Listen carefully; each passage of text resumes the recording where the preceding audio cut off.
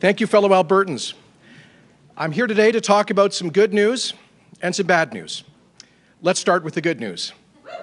Within the last hour, by a majority decision of 4-1, the Alberta Court of Appeal ruled in favor of Alberta's challenge of the federal carbon tax, striking down the federal carbon tax.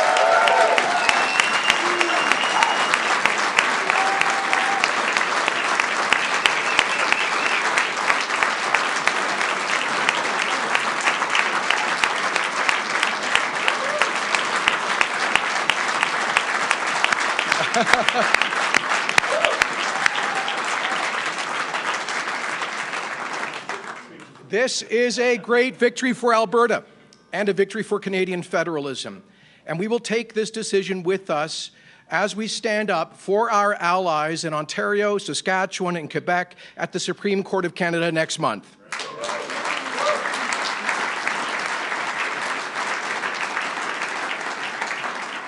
You know, the appeal court referred to the effort to impose this punishing tax on families who fill up their gas tanks to drive to work and heat their homes. They referred to it as a constitutional, what's the language they used here? A constitutional Trojan horse. Well, folks, the Trojan horse ended today. We promised Albertans that we would fight this federal carbon tax. We kept our promise, and today we've succeeded.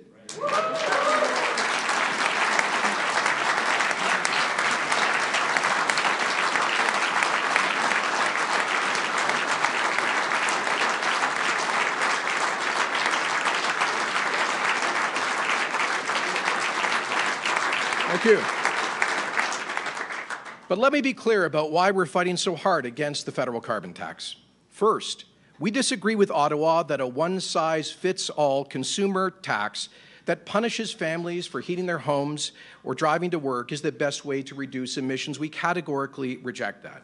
Even Ottawa admits that to be effective, their tax would have to rise from the current $30 a ton to something like $200 or $300 a ton. They've never been fully honest with Canadians about that, and there's a good reason for it. They know that if they were to increase the carbon tax by 1,000%, by tenfold, that it would push hardworking Canadian families into energy poverty and that there would be a tax revolt. Well, we stand with hardworking families from coast to coast in standing up for their budgets, their ability to put food on the table, their ability to heat their homes, their ability to take kids to hockey practice and to live normal lives. We do not believe Canadians in this cold northern country should be punished for simply living normal lives.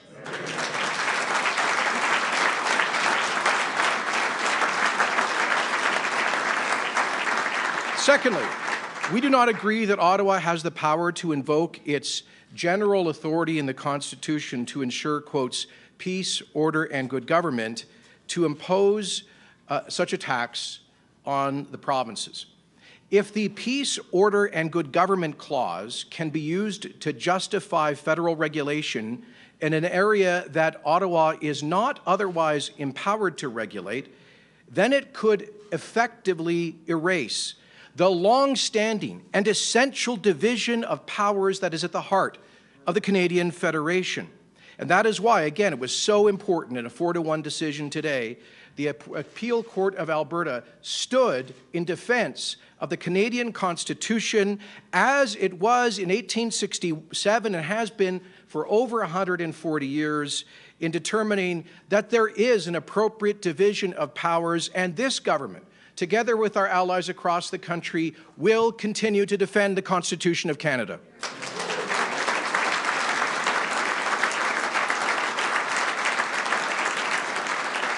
Now, if we didn't do so, then provinces could see their inherent powers usurped by a hostile federal agenda, and we would no longer be sovereign in our own constitutional sphere, but would become vassals of a federal government that it could impose any policy on us in any area at its own whim, regardless of our best interests or the democratic wishes of our citizens. So that is where we disagree with Ottawa, on the design of the federal carbon tax and on the power of the federal government to force it on provinces. But we do agree, and I want to emphasize this, we do agree that we need to be world leaders in the responsible development of our natural resources.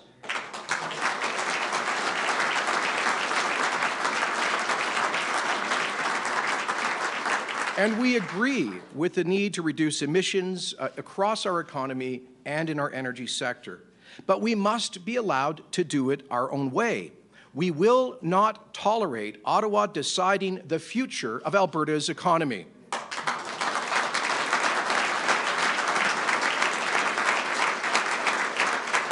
And so, as I say, we will continue to stand with our allies in Ontario, Saskatchewan, Quebec, and elsewhere in defending working families and defending our constitutional authority as a government. And we expect the Government of Canada to comply with the order to the court today and to remove the federal carbon tax on Albertans.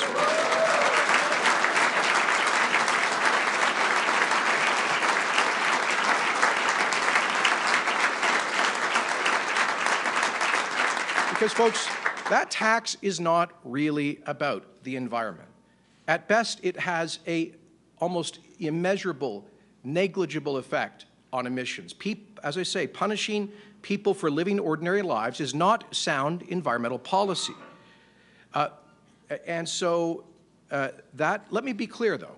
The Government of Alberta accepts, without reservation, the urgency of combating climate change and reducing greenhouse gas emissions. That is why we kept our commitment to Albertans to implement the technology innovation and emissions reduction plan, and did so at a $30 a ton price, which we project will help to reduce emissions from our economy by 53 megatons over the years to come, partly by imposing that price in an intelligent way on our industry, in a way designed by Alberta for Alberta, but also to create a source of revenue so that we can continue to invest in science and technology, research and development that has a practical effect in reducing emissions and demonstrating that we are world leaders in the environmentally responsible development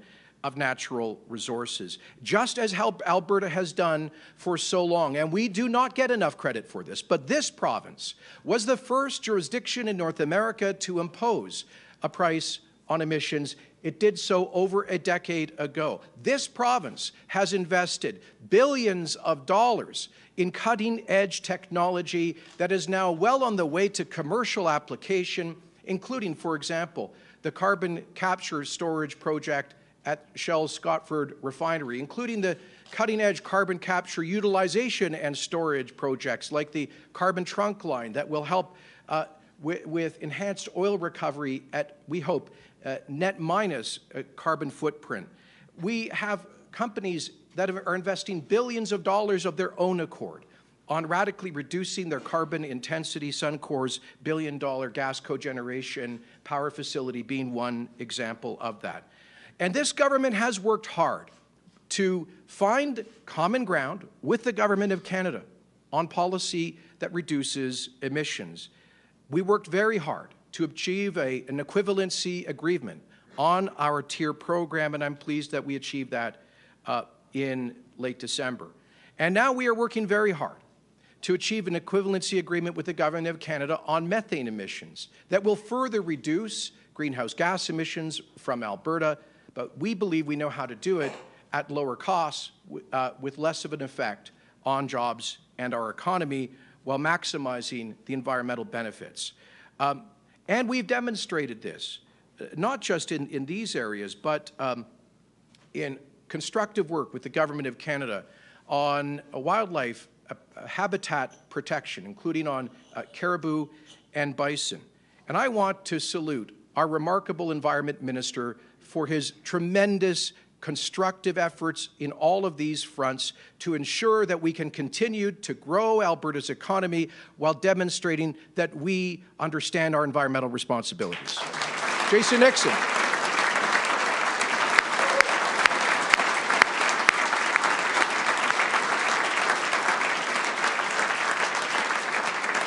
Because, friends, we understand, we embrace a vision of Alberta in the future being the world's most responsible and leading supplier of non-renewable energy as long as the world requires it. The lowest price, lowest cost, and lowest risk provider of energy. Do you know, even under the International Energy Agency's most aggressive projection for the consumption of oil in the future in terms of compliance with the Paris climate goals and policies, they foresee in the year 2040, 67 million barrels per day of crude oil being consumed. In Canada, we produced 4 million barrels a day, 3 million of that in Canada's oil sands. And so the question is not whether or not the world will continue in the decades to come to continue to need that energy. The question is, where will the energy come from? And the question for us as Canadians is very simple. Will that energy come from this rights-respecting liberal democracy with the highest environmental human rights and labor standards on earth? Or will we surrender global energy markets to the world's worst regimes with no transparency, with radically lower environmental standards, and with little or no respect for human rights? I've said it before, and we will say it every day because it is true that the world needs more Canadian energy.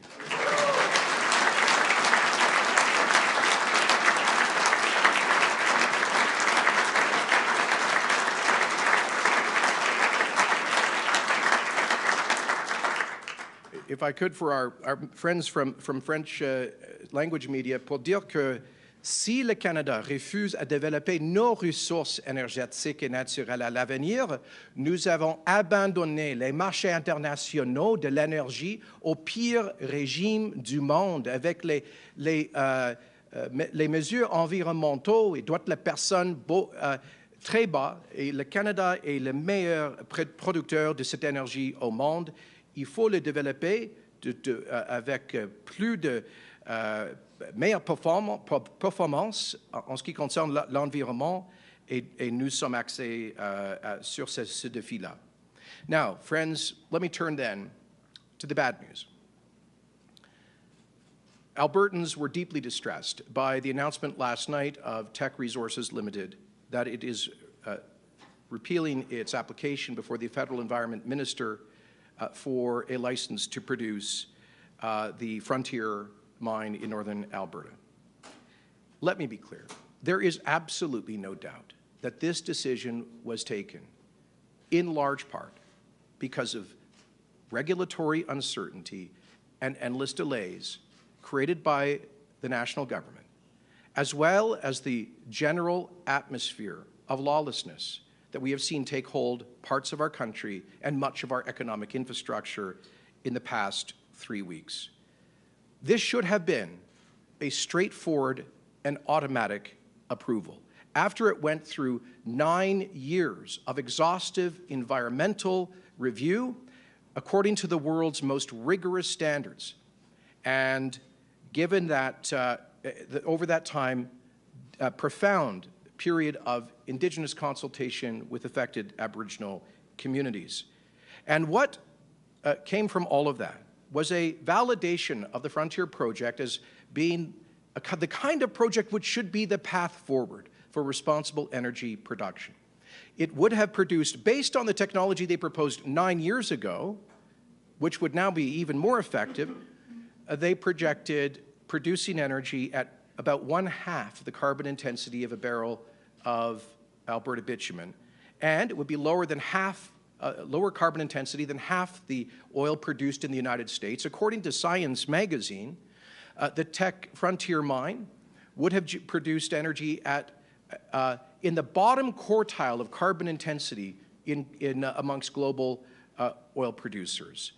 It would have applied cutting-edge technology, and it would have been a $20 billion investment that would have created $55 billion in revenue for Albertans to pay for healthcare and social programs and to share that revenue across the country as we do. It would have generated an estimated $12 billion in revenue for the Government of Canada. It would have created an estimated 7,000 high-paying full-time jobs during the construction phase and 2,500 operational jobs on a permanent basis. Many of those jobs, hundreds of those jobs for Indigenous people in remote areas. And over time, hundreds of millions of dollars of direct financial benefits to our First Nations communities.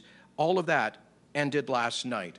And this is not isolated. This, as I said to the Prime Minister last night, is part of a pattern of Petronas canceling its planned $40 billion LNG plant on the West Coast, which would have been the largest direct foreign investment in Canadian history. Enbridge having the Northern Gateway pipeline vetoed and killed after regulatory approval by this federal government, costing that company, that Alberta company, $800 million. This federal government killing the Energy East project, and with it costing another Alberta company, TC Energy, $1 billion. The decision by Teck last night costing that Canadian company $1 billion. And I can tell you, friends, I've been on the phone with major investors with whom we have been working to invest in Canada over the past several months. I've been on the phone with major investors in the past several days who have canceled, frozen, and suspended major projected investments in our economy because of the massive uncertainty created by the appearance of anarchy in parts of this country. And so we send a very clear message. We need national leadership to ensure that Canada is a country characterized by the rule of law. And we are pleased to see that action is finally being taken by police services to enforce court orders in this respect. But Alberta will do its part. And so I am pleased to announce today that tomorrow, following the throne speech, I will table Bill number 1 of the next session of Alberta's legislature, the Critical Infrastructure Defence Act, which will create new stiff penalties for anyone who riots on or seeks to impair critical economic infrastructure, including railways in the province of Alberta.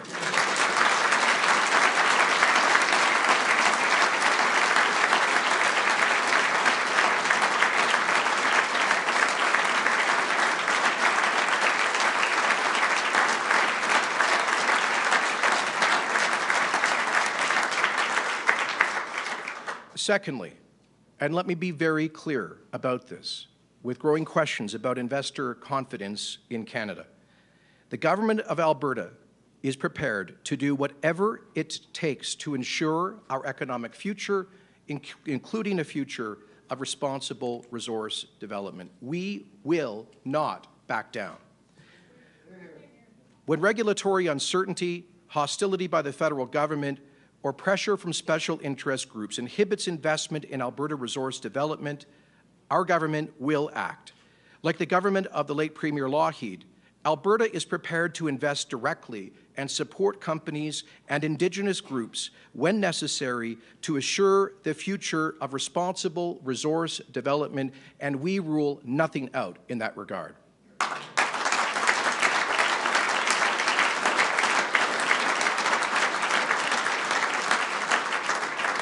After all, even Prime Minister Trudeau said 3 years ago, and I quote, "There is no path to prosperity in Canada that does not include a thriving, vibrant energy sector, both traditional and renewable. I know that our resource industries provide thousands of well-paying middle-class jobs, not just in Alberta, but across Canada and around the world. No country," he said, "would find 173 billion barrels of oil in the ground and just leave them there. The resource will be developed. Our job is to ensure that it is done responsibly, safely, and sustainably," unquotes. Prime Minister, we could not agree more strongly, but we need more than words. We need actions that will restore investor confidence and demonstrate that there is a path forward for the industry that has done more to create middle-class jobs than any other in modern Canadian history. The industry that has done more to create Indigenous employment and opportunity than any other industry. The largest Canadian export industry. The largest subsector of the Canadian economy. An industry that has helped Alberta to share $600 billion of our wealth with the rest of the country, helping to pay for highways and schools, hospitals and social programs from coast to coast. Prime Minister, please know that the people of Alberta will not relent. We insist that the Government of Canada be partners with us in ensuring that we develop those resources and generate that wealth in a responsible way.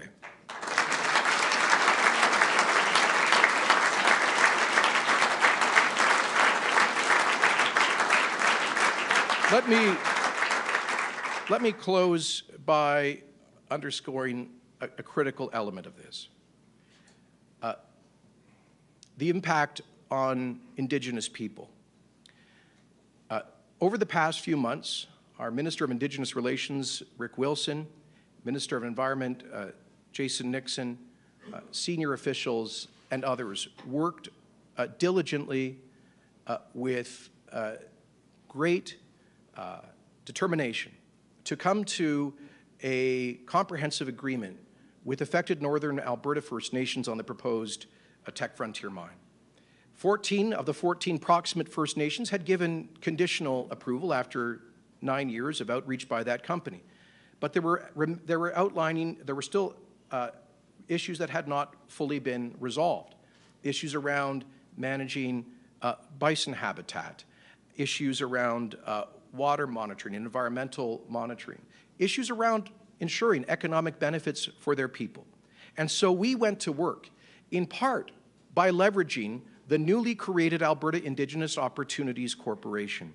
As a result of that hard work, as a result of the visionary leadership of the Mikisew Cree First Nation and the Athabasca Chipewyan First Nation, in the past few days, we finalized historic agreements with those First Nations to become enthusiastic supporters of the Frontier Project. I quote from Chief Alan Adam of the Athabasca Chipewyan First Nation, quotes, "After many productive discussions, the Alberta government has responded to our concerns with a comprehensive and meaningful package of action items. I am now confident that this project is a net benefit to my community and the entire region. The environmental and cultural mitigations agreed to are unprecedented for a project of its kind." He went on to say, "Given the recent discussions with the Government of Alberta and their fresh and positive approach, we reconfirm our support of the project and encourage the Canadian government to approve the project without further delay." That was from the Alberta First Nations chief, who historically has been the greatest skeptic about resource development. Ladies and gentlemen, reconciliation with Indigenous people is a moral obligation of our time. Reconciliation does not mean locking Indigenous people into permanent poverty. Reconciliation has no meaning if it says to Indigenous communities in remote and northern parts of Canada, where they do not have service industries or manufacturing industries or tech industries, what they have in those lands, the lands that their ancestors first inhabited, what they have are natural resources, the kind of natural resources that we Canadians have developed all through our history. But let's be honest, too often through our history, those Indigenous people were excluded from the opportunity to benefit from that resource development. That is changing now. That is changing here in Alberta. That is our vision. That is why we created the Indigenous Opportunities Corporation. That is why 14 for 14 of those First Nations wanted to partner. That is why we must ensure that First Nations are partners in prosperity so they can move their people from poverty to prosperity by developing the resources that lie below the ground that their ancestors first inhabited. That is why 20 for 20 of the elected First Nations councils in northern British Columbia along the Coastal GasLink project support that project. But all of these First Nations are wondering whether there actually is a future of opportunity, whether they will be permanently locked out of economic opportunity, employment, training, and a good standard of living, especially for their young people, who too often have found themselves trapped in addiction because of economic despair and despondency. And so I say to the Prime Minister, but I really say to the urban Green left zealots who have been trying to appropriate the cause of First Nations, that what in fact you are doing is slamming the door shut on their economic and social future. The government and the people of Alberta are determined to overcome that zealotry from the far left, to be partners in prosperity with our Indigenous people fully in the future. Just as we were on this project, we will continue to lead the way with a model of reconciliation through prosperity, and we plead with the federal government to join us in that.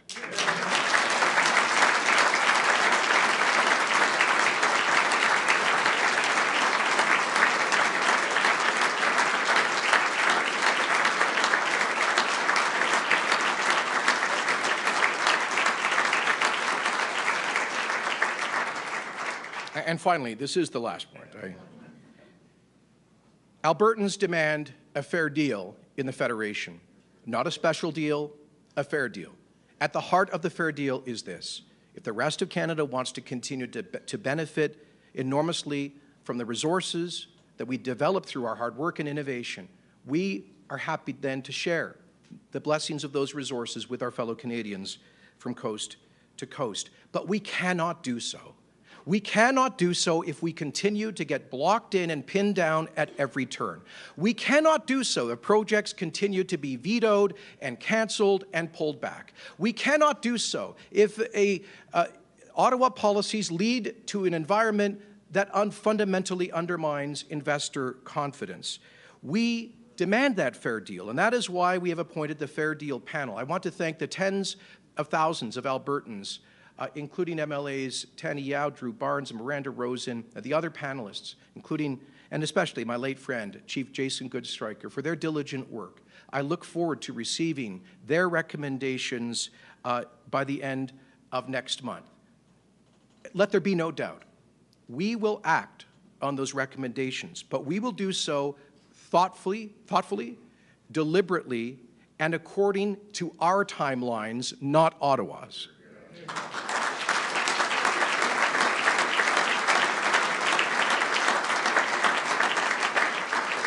And within those prospective reforms lie a series of measures, fully to assert Alberta's autonomy within the Canadian Federation in ways that other provinces have done, to use every tool at our disposal to ensure a prosperous economic future. And one of the, in that respect, I can further announce, as will be made clear in tomorrow's throne speech, that one of the first bills introduced in the session of Alberta's legislature that begins tomorrow will be a citizen initiative referendum law that will allow ordinary grassroots Albertans to put onto a province-wide referendum ballot what questions of provincial importance.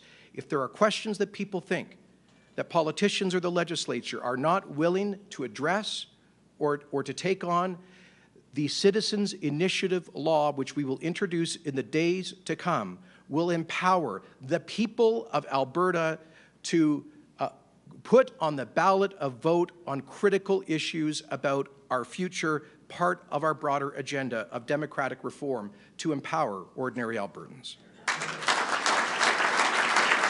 So,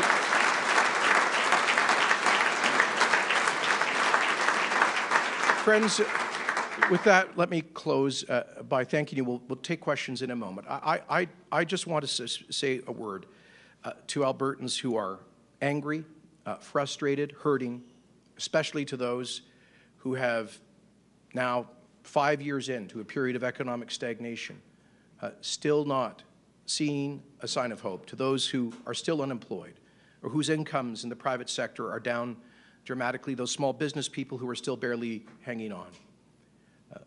we're here for you. That is why we are fighting. That is why we fought this fight on the carbon tax, and we're going to take it all the way to the Supreme Court of Canada. That is why we are prepared not only to defend, but to use every constitutional power that we have to assert this province and its fight for fairness. It is why we are prepared to increase the ambition and boldness of our blueprint for jobs and our economic policy to ensure future prosperity. So, friends, with that, some good news today and some bad news. But ultimately, the great news is this. We're all Albertans. We're resilient. We're tough. We've overcome big challenges in the past.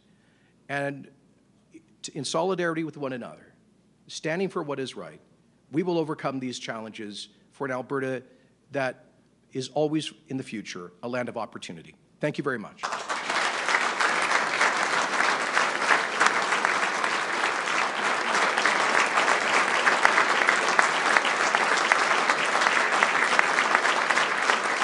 Thank you.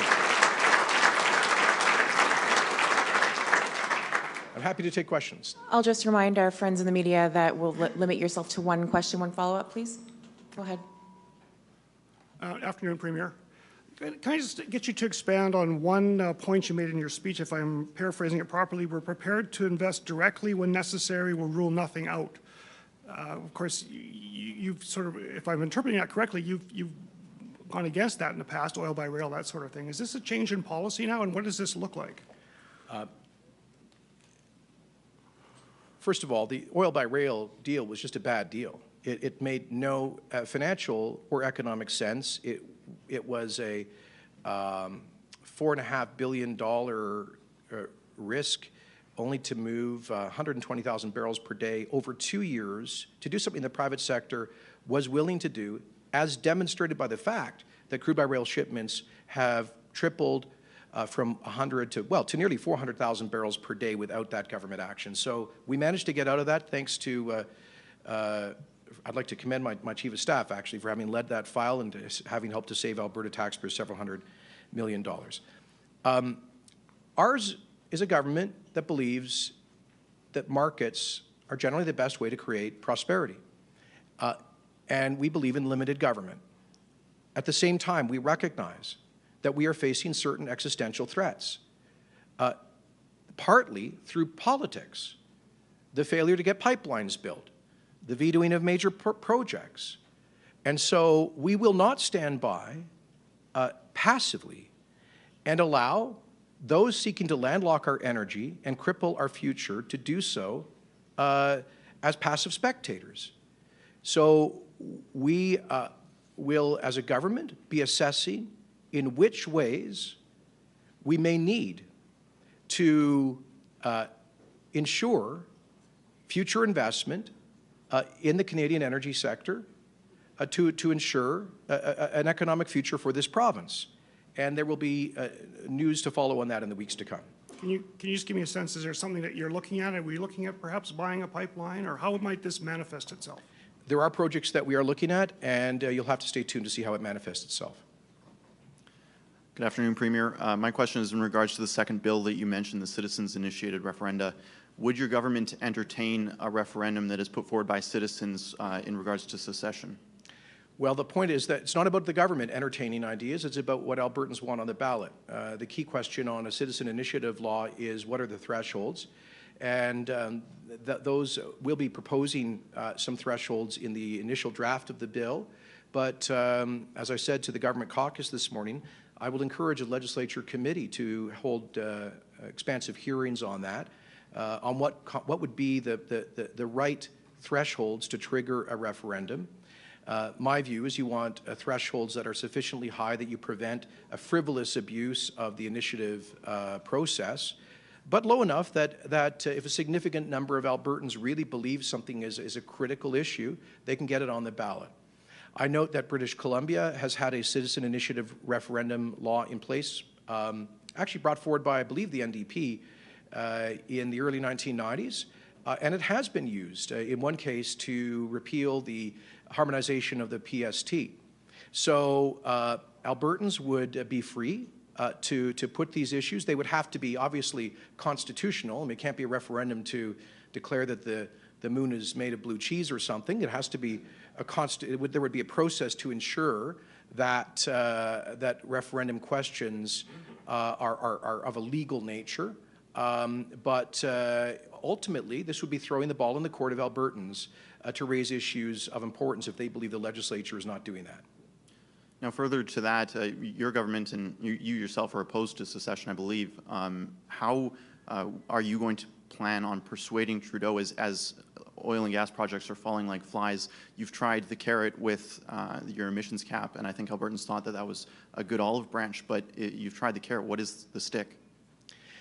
Well, there are a number of points of prospective leverage enumerated in our fair deal package on which we are currently consulting Albertans through the panel. And one of those is a prospective constitutional referendum to eliminate Section 36, the principle of equalization, from the Constitution Act. One of them is prospectively creating our own Alberta provincial pension plan, which we think would save taxpayers $3 billion a year, allow us to lower premiums. That would help to create jobs. It would also allow us to invest that money out of Alberta in a way that maximizes return for pension beneficiaries in much the same way that Quebec has done for 60 years. Another idea is to cancel the police services agreement with the RCMP for rural Alberta and prospectively to create an Alberta provincial police force like in Ontario or Quebec. Those are some of the ideas. We will be acting in this upcoming session on one platform commitment, which is to create our own Alberta parole board by withdrawing from our agreement with the Canadian Parole Board with respect to provincial inmates. So I think there are 36 ideas. I think many of them constitute meaningful leverage with the federal government. I say to Albertans who want our government to play all of to use all of these leverage points right now, please understand that we need to be strategic about this. At the end of the day, I don't think most Albertans are interested in getting into an abstract debate about our cultural identity or some endless, wide-open constitutional debate. What they want is an economic future. They know that means pipelines, and one of those pipelines is the Trans Mountain expansion, the owner of which is the Government of Canada. So we need to use whatever leverage points we can to ensure the completion of that project and to ensure a future for our economy. And Premier, I just wanted to go back to one of those leverage points you just mentioned, because you brought it up quite a bit during the election campaign, and that was the referendum on equalization. I'm wondering, is this something that you're now, with the withdrawal of the Teck project, willing to commit to for 2021? Is this something that's going to happen now, or is it still just a conditional thing? I could tell you this, I'm much more inclined in that direction today than I was 24 hours ago. However, one of the key criteria we laid out for holding a referendum on equalization was the completion or substantial completion of the Trans Mountain expansion project. And that for us is absolutely essential. And so I await the advice of the Fair Deal panel based on the input provided by tens or hundreds of thousands of Albertans. We reserve the right, as I said in my remarks earlier, to act on our timelines and not Ottawa's. And we reserve the right to accelerate prospectively a vote on that constitutional amendment and some of these other items. But we will choose the timing to suit our best interests, and one of those key interests is the completion of TMX. Just a supplemental to that, I'm curious to get your reasoning behind some of these things that you're talking about. Last night, you mentioned in your statement national unity. You're talking about a referendum on the Constitution now. But one of the things that Teck brought up in their letter was they wanted certainty. They wanted investor certainty. I'm wondering how you square that with, the Alberta Premier talking about threats to national unity, constitutional amendments, referendums. Does that provide investors certainty? This government is certainly providing investor certainty, reducing the tax burden on job creators, reducing red tape, bringing in the Royalty Guarantee Act, which provides a predictable long-term horizon for royalties around wells, and so much more that we are doing. And what we're pleading with Ottawa is to create a predictable and timely regulatory process that enhances investor certainty. When I talk about tensions on national unity, I'm not advocating that. I'm describing a reality that exists in this province and in other parts of Canada. And I think it would be grossly irresponsible for political leaders to ignore that reality, to just wish it away. We need to deal with the deep frustration, which is legitimate. Now, I will pick up on your question, though, to say that while I understand the frustration of Albertans who have been talking about secession, I would plead with them to understand that our focus needs to be on getting the economy going. And I believe that is a project which would truly undermine investor confidence in the Alberta economy. So I was hired to focus on jobs, the economy, and pipelines, not to tilt at constitutional windmills. And that is why I would plead with frustrated Albertans to focus on positive and constructive ways that we can reform the Federation and grow our economy at the same time. In his letter, pardon, en français, le PDG de Teck dit que l'incertitude ne vient pas des politiques du gouvernement fédéral. Il pointe un peu plus vers le manque de cohésion entre les différents gouvernements. Alors, qu'est-ce que vous avez à lui répondre? Actually, I'm sorry, do you mind if I come back to the French at the end? Do you have any... Parce que c'était quoi la question à nouveau?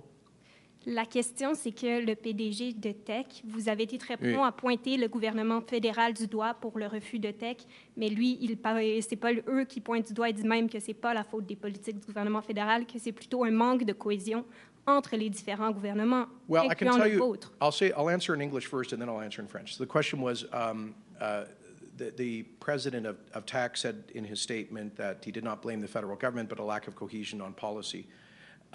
First of all, I can tell you that Mr. Lindsay, I spoke to him twice on the weekend, once on Saturday night, once on Sunday night. And in both conversations, he stressed with me concerns about public safety that have emerged in the past 10 days, including those that have emerged from the rail blockages. He said in Miami this morning, and I quote, "As a result of these illegal blockades, there has been some deep concerns expressed across the country, in particular with relation to the safety of railway employees, to the safety of the public and the protesters, and the effects they're having on the Canadian economy and individual Canadians," unquote. He told me multiple times that their concern about public safety would be featured in their release last night. I can't explain why that did not happen.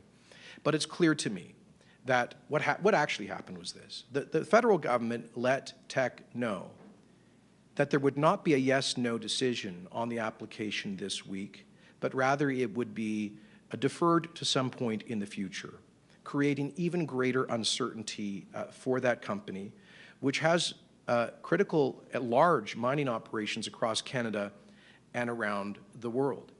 And I believe, had it not been for that uncertainty, that they would have proceeded with the project. They continue to maintain that it is economically and financially viable. And let me say another thing. This government, the government of Alberta, has done everything that we can to try to find common ground with the government of Canada on environmental policy. On April the 17th, 12 hours after our government was elected, I spoke to the Prime Minister about finding common ground, including possibly bringing into force the 100 megaton cap that had been negotiated by my predecessor.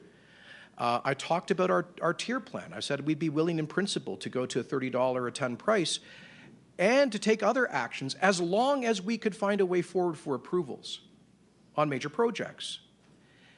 And we heard nothing back. I repeated those messages to him, to the Prime Minister, 3 days after I was sworn in. I repeated those messages to him in his office, I think on December the 9th. Our Environment Minister, Nixon, has conveyed the same messages to his counterparts, Minister McKenna and Wilkinson. And so we have been ready, willing, and able to find an agreement with the federal government on environmental issues that would also pave a way forward for the growth of our industry. And I don't know why the government of Canada has been unable to get its act together on these issues. I'll try to do that briefly in French. Le président du Teck m'a dit que c'était les enjeux de sûreté publique qui a mené vers cette décision de retirer leur demande auprès du gouvernement fédéral pour les mines frontières. J'ai dit que notre gouvernement a essayé depuis 9 mois de travailler avec le fédéral pour trouver une entente sur la croissance de l'industrie énergétique avec une diminution des émissions de gaz à effet de serre. C'est la raison pour laquelle nous avons imposé notre programme de tier, un tarif sur les grands émetteurs, et nous avons essayé de trouver une équivalence sur les réglementations de méthane et sur les autres mesures environnementales. Et nous sommes toujours prêts d'agir avec le fédéral à cet égard. Mais qu'est-ce que ça signifie maintenant pour la suite des relations entre le gouvernement albertain et le gouvernement fédéral, cette décision de Teck? It certainly doesn't help the relationship. The question was, what does the decision mean for our relationship with Ottawa? It certainly doesn't help the relationship. I think for most Albertans, it is just another indication of a federal government whose basic policy setting has cost us tens of thousands of jobs and billions and tens of billions of dollars of prospective investment. And I conveyed that view very forcefully to the Prime Minister last night. La décision du Teck d'hier, évidemment, s'ennuie à la relation entre l'Alberta et le fédéral parce que ça renforce l'impression des Albertains que le gouvernement fédéral a une approche politique qui a tué dizaines de milliers d'emplois, qui a perdu dizaines de milliards de dollars d'investissement. Et j'ai souligné ces points-là, ces inquiétudes, dans un appel téléphonique avec le Premier ministre hier soir. Premier, hi, in English and French if possible. You said you want Ottawa to immediately remove the consumer carbon tax for Albertans. How realistic is that ask, given that we're still headed for a Supreme Court case with Saskatchewan? Well, I think is entirely realistic. This is the decision of 4-1 of the Alberta Appeal Court. It wasn't a close decision. They found that this is a gross interference in our constitutional authority, a constitutional Trojan horse, and so we asked the federal government to respect that. I'm sure we could sit down and talk with them about transitional provisions as we wait for the Supreme Court of Canada decision, but we're not going to relent on this. We're going to go to the wall on this. Okay, and in French? Écoutez, c'était une victoire totale pour les provinces, pas seulement l'Alberta, parce que le Québec nous rejoint à la Cour suprême du Canada à cet égard, pour défendre la juridiction des provinces et défendre les intérêts de nos contribuables. Alors, on exige que le fédéral respecte la décision de la Cour d'appel de l'Alberta à cet égard dès que possible. On est ouvert à parler avec eux les choses pratiques, une période de transition, mais j'espère qu'en bout de ligne, ils vont respecter la décision. Okay, follow-up question on your new Bill 1. How much consultation has been done with law enforcement agencies on these new stiffer penalties you're talking about, and what are those penalties, if you can? Well, there will be a full briefing on Bill 1 tomorrow, and you'll be entitled to ask officials that question. There has been consultation. This bill we developed quickly over the course of the past week or 10 days as we observed the virtual anarchy that has broken out, shutting down key elements of Canada's economic infrastructure. We will not tolerate that here. And this bill will underscore that. So you'll be able to see the full bill and its provisions and get a detailed technical briefing on all of that tomorrow. Thank you. Cheers. Hello, Premier Gary Mason from the Globe and Mail. Welcome to Alberta, Gary. Oh, pleasure to be here. I always feel welcome.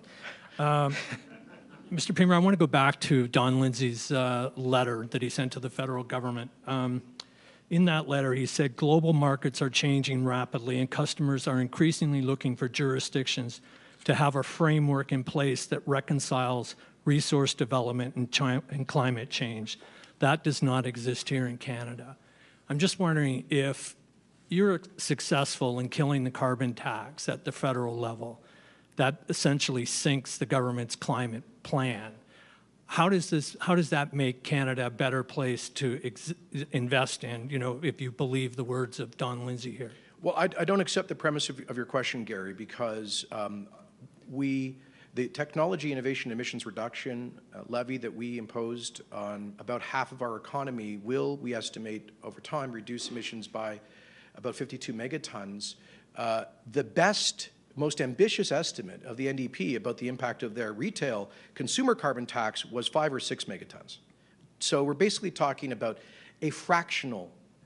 So climate policy, look, I'm sorry, but a lot of columnists, I don't know if you're one of them, but a lot of columnists have bought this notion that a $30 a ton retail consumer carbon tax is the solution to all the problems.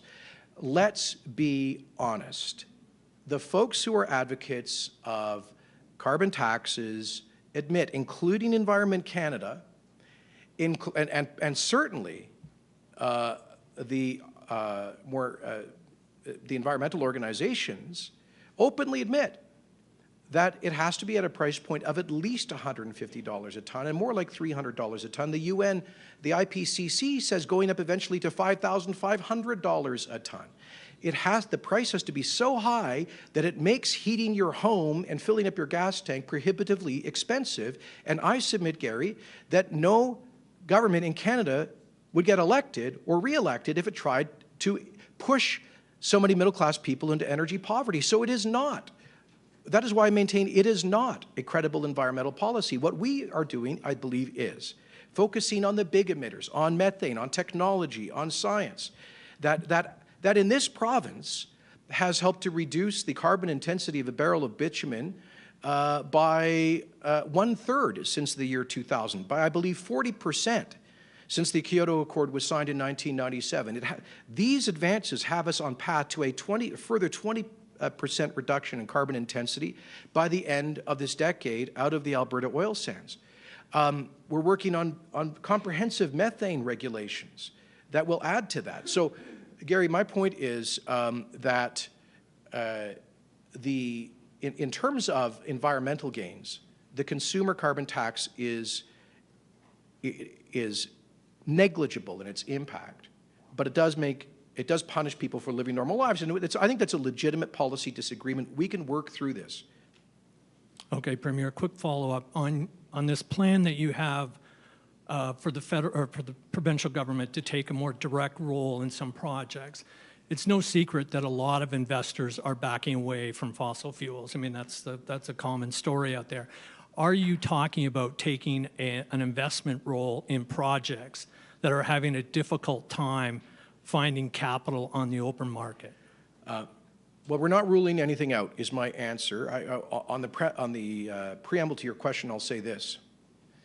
Some of the investors that have decided they're not going to lend to, provide insurance, or invest in the Canadian oil sands are perfectly happy to invest in the Saudi energy industry, in the Russian energy industry.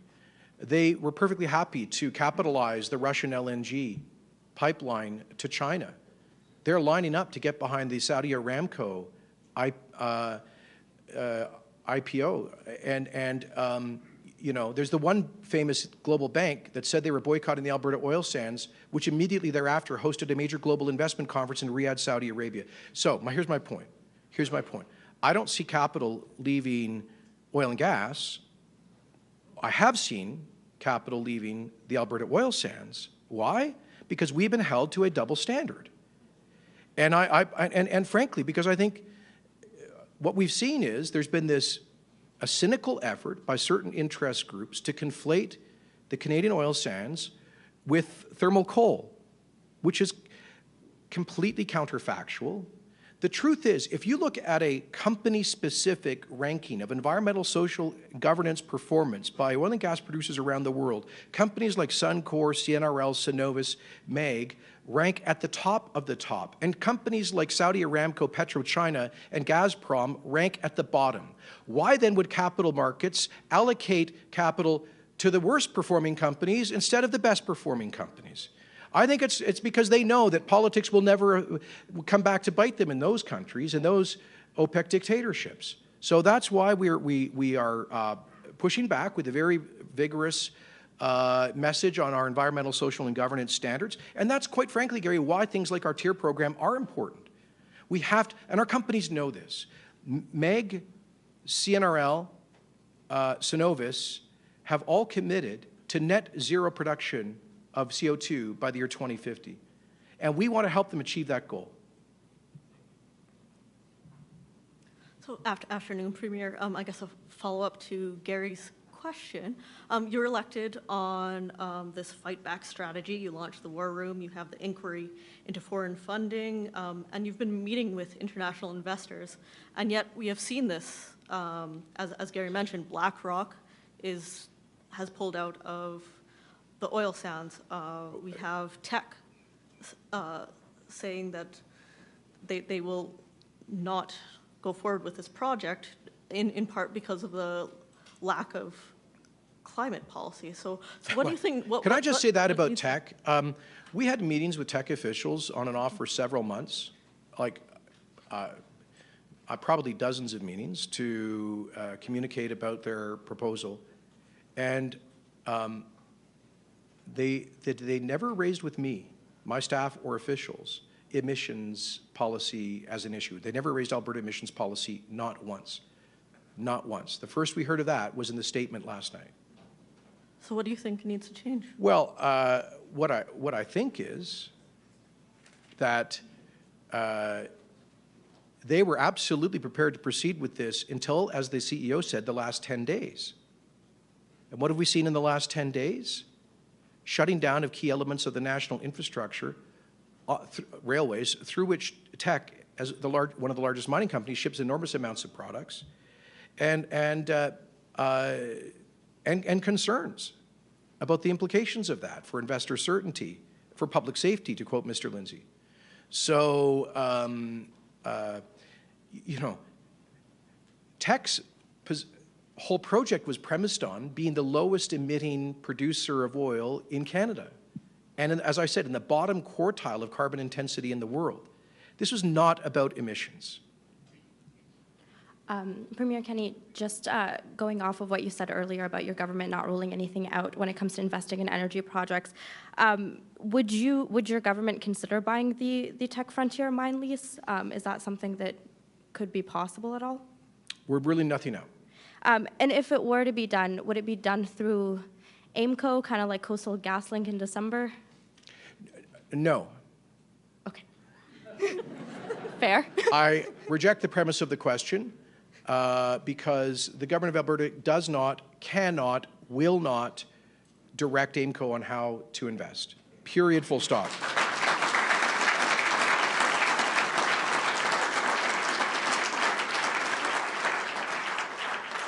I assume the AIMCO executive investment team, who are world-class, they've been getting great returns, I think over 9 points a year in recent years. They saw a good opportunity there.